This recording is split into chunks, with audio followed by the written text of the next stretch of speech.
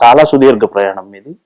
సహజంగా ఒక సిద్ధాంతాన్ని నమ్ముకున్నప్పుడు సుదీర్ఘ ప్రయాణంలో కొన్నిసార్లు అంటే మన దారి నుంచి కొంచెం పక్కకొద్దామా ఇలా కూడా అంటే మనుషులం కాబట్టి మనుషు మాత్రులకి సహజం కదా.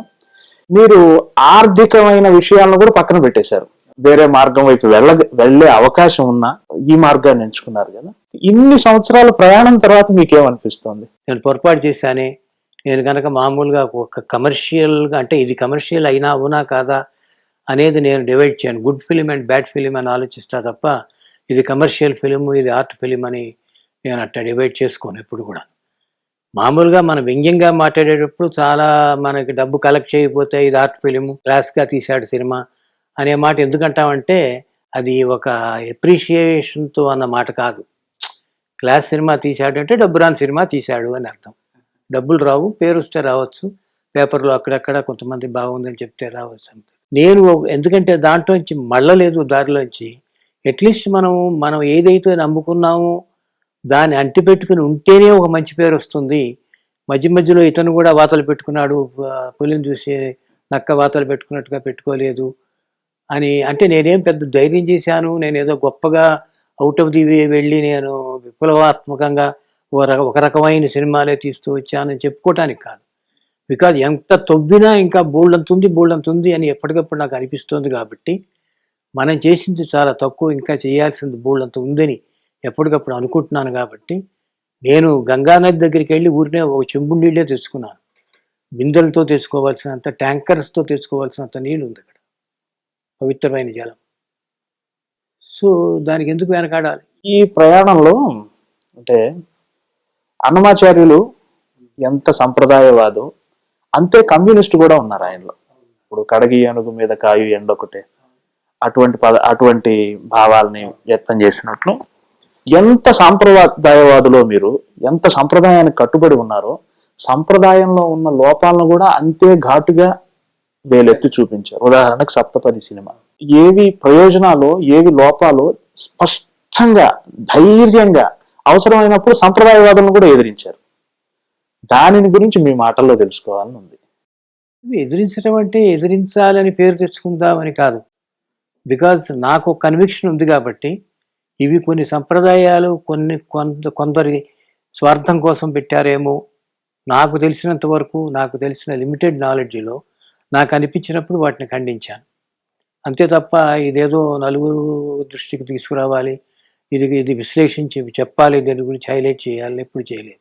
ఆ కథలో తగినంత ఇప్పుడు శంకరాభరణమే తీసుకుంటే శంకర శాస్త్రి గారికి తులసికి ఉండే క్యారెక్టర్లు ఆయన అగ్నిని కడిగేటువంటి ఒక సద్బ్రాహ్మణ్లాగా చూపించాం. అంత మాత్రం చేత ఆచార వ్యవహారాలు అన్నవి మనుషుల్ని విడదీసేసి నా పట్టు నా ఇది నా అని తాను పట్టిన కుందేలకు మూడే కాళ్ళు అనే రకంగా ఉండకూడదు. ఎవరైనా సరే దానికి లఘు బిగులు ఉన్నాయి అని చెప్పటం లాగానే సప్తపదిలో కూడా అంతే.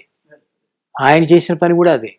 దీని గురించి విమర్శలు వచ్చినాయి, నన్ను తిట్టిన వాళ్ళు ఉన్నారు కొంతమంది, మీరు చేసే పని మంచిది కాదు అన్న వాళ్ళు ఉన్నారు. అది తప్పదు. ఎప్పుడైనా మనం ఒకటి విప్లవాత్మకంగా ఏదైనా చేసినప్పుడు ఈ సంఘర్షణ తప్పదు, ఈ అపోజిషను తప్పదు.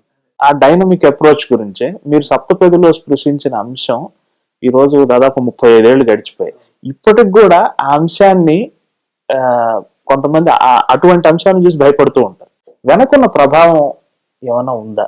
అట్లా ఏమీ లేదండి, అట్లా ఏమీ లేదు. ఎందుకంటే యాక్చువల్గా దీని మీద ఏంటంటే ఒక కులం వాళ్ళని గురించి మనం అప్లిఫ్ట్ చేయాలనో గ్లోరిఫై చేయాలనో మరి లేకపోతే అట్టా చేసింది కాదు. యాక్చువల్గా మ్యారేజ్ అనేది రెండు మనస్సుల్ని కలిపే వ్యవస్థ తప్ప రెండు శరీరాలని కలిపే శోభనం నాటి రాత్రి జరిపే క్రియ మాత్రం కాదు వివాహ వ్యవస్థ అనేది చెప్పాలని అనుకున్నాం దాంట్లో. అందుకని తెలుసో తెలియకో ఆ అమ్మాయి ఒక హరిజనుడిని ప్రేమించింది. వాళ్ళిద్దరూ ఆల్మోస్ట్ పెళ్లి కూడా చేసుకుందాం ఉన్నారు.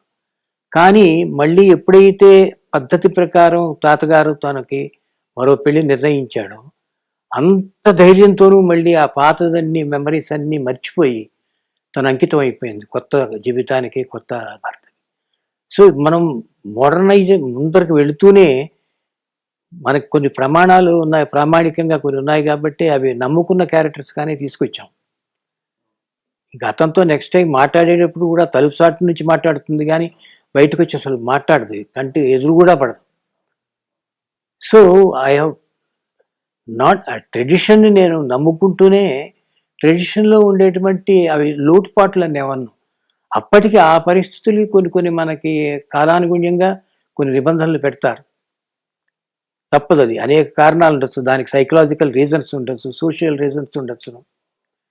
ఇట్లా ఎందుకు జరగకూడదంటే అలా విశ్లేషించి కనుక ఆలోచిస్తే చాలా ఫ్యామిలీస్లో ఇలా ఇంటర్ కాస్ట్ మ్యారేజ్ చేసుకుని అడ్జస్ట్ కాలేక ఆయన కోసం అని చెప్పి కోడి కూర వంటలపై వండి పెట్టలేక ఈయన కోసం ఇలా జరిగిన ఇన్సిడెంట్స్ ఉండి ఒక 6 నెలల్లో విడిపోయిన వాళ్ళు కూడా ఉన్నారు. సో అవన్నీ కాదు కావాల్సింది, మనం అడ్జస్ట్మెంట్ కావాలి, ఒకళ్ళకి అండర్స్టాండింగ్ కావాలి, 2 మనసులు కలవాలి తప్ప అదేదో తాత్కాలికంగా ఒక ప్యాషనేట్గా ఒక సెన్సియస్గా ఉండి ఆ ప్రలోభంలో పడిపోయి ప్రేమించుకోవటాలు పెళ్లి చేసుకోవటాలు కాదు.